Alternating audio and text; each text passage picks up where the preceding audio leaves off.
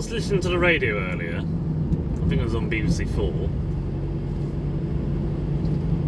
And they were having an interesting discussion on homosexuality.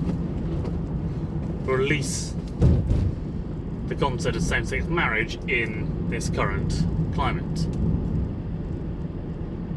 I don't remember who the people were involved, but for the most part, you could tell that some of them were LGBTQ rights activists, and one was either a high member of the Church of England or just quite possibly a very strong religious activist.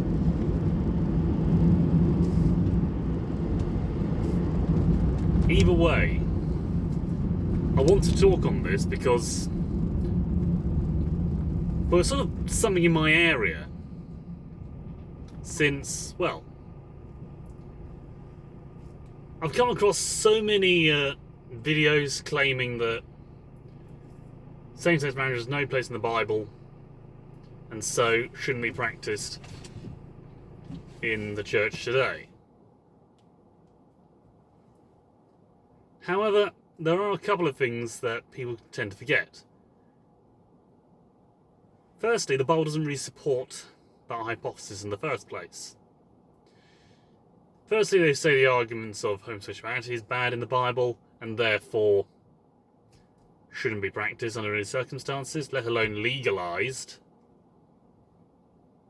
And yet I've done at least one video, maybe even two, pointing out the classic flaws in the arguments they give, namely bringing up the scriptures of Leviticus, in Timothy, Corinthians and Romans.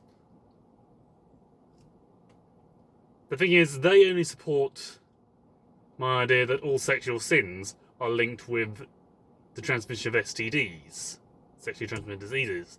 So that's not a good argument to start with. Secondly, the argument they tend to give for why same-sex marriage shouldn't be allowed is that Christ claims that marriage is between a man and a woman. Do that search in Bible studies, you'll never find it. It's never said anywhere in the Bible. People will say, hang on, Christ himself says that this is why man leaves his family to be with his wife. And it says so in Genesis. That is true. But the thing is, it's always in the context of separating from a partner, losing a partner. More people mention it in the New Testament. I think Timothy has a section on it, actually. But the thing is, that's about divorce.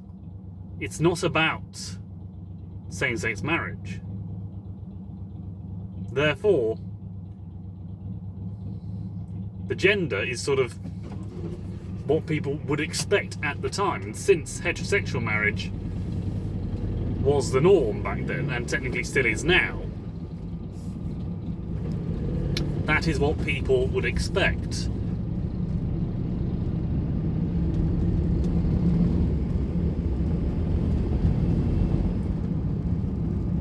But the simple fact is,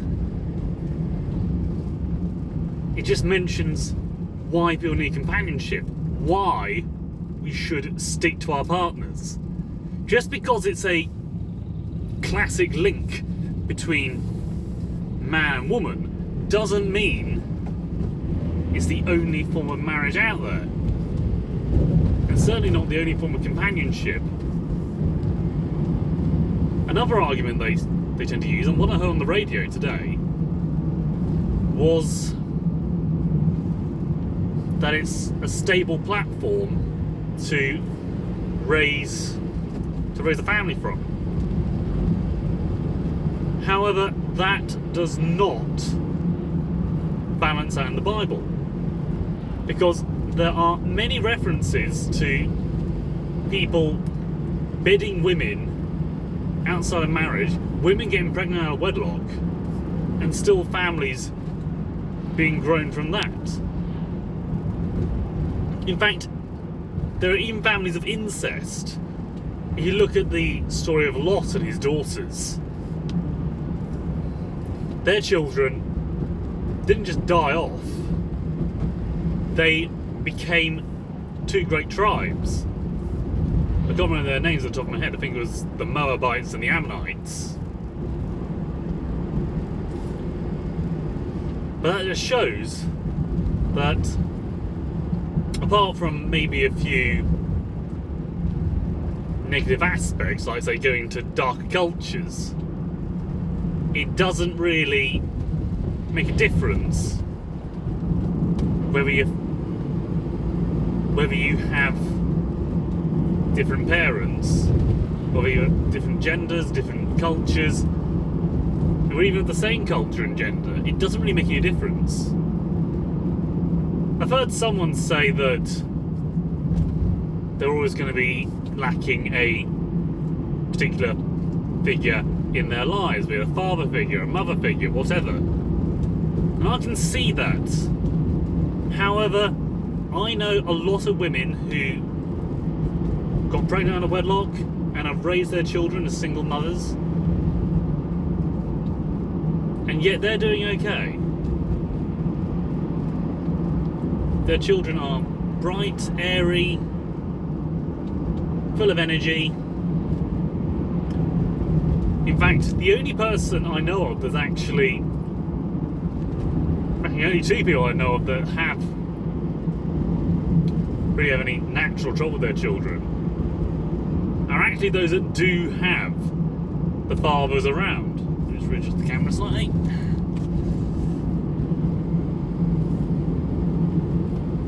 This just doesn't add up.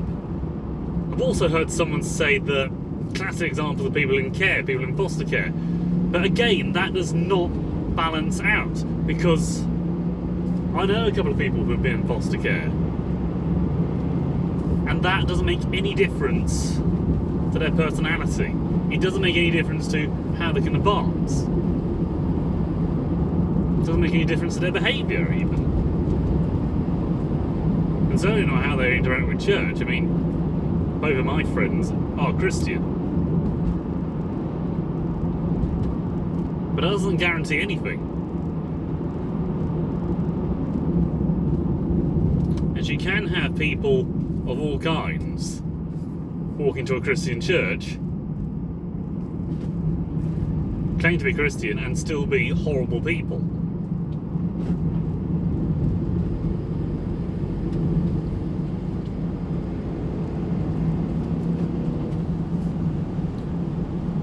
At the end of the day, most of the arguments people present just don't stack up against the Bible.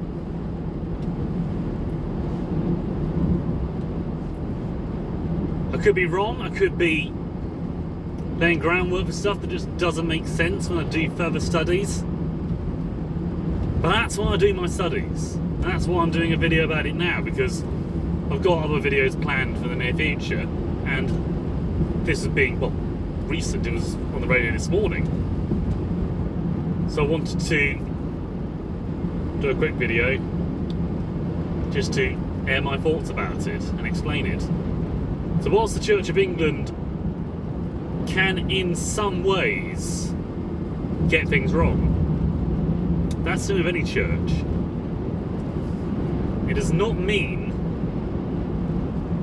by any means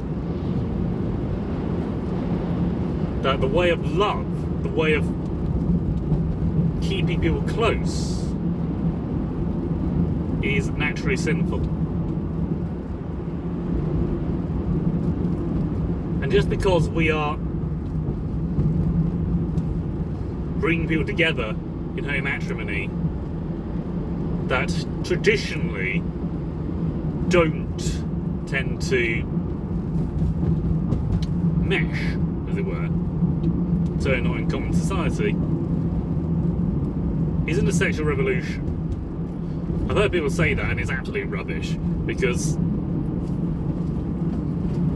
there are tons of reasons why sleeping with relatives, sleeping with your parents or siblings, sleeping with animals is actually far worse, because it can result in inbreeding, which has been famously known as a bad idea. And there are also many diseases animals can transmit that we humans have no defense against. Many people might say, for example, is COVID, but there are many more. And it's not just eating them, it's also spending time with them, sleeping with them, etc.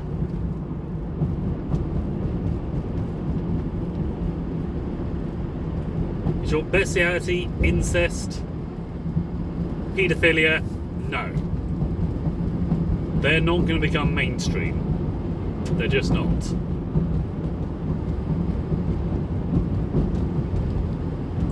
I've heard many arguments even saying that technically the Catholic priests who were abusing young boys were repressed homosexuals, which is a possibility, though I have no evidence against it.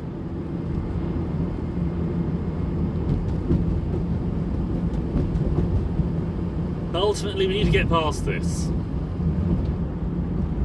God is a loving God, and whilst he can be vengeful at times, you've really had to wind him up. And the wise man once said, all wise men fear three things: the night with no moon, the sea and storm, and the anger of a gentle man. God is gentle.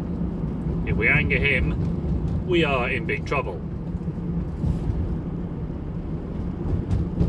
So let us remember that, regardless of where we are.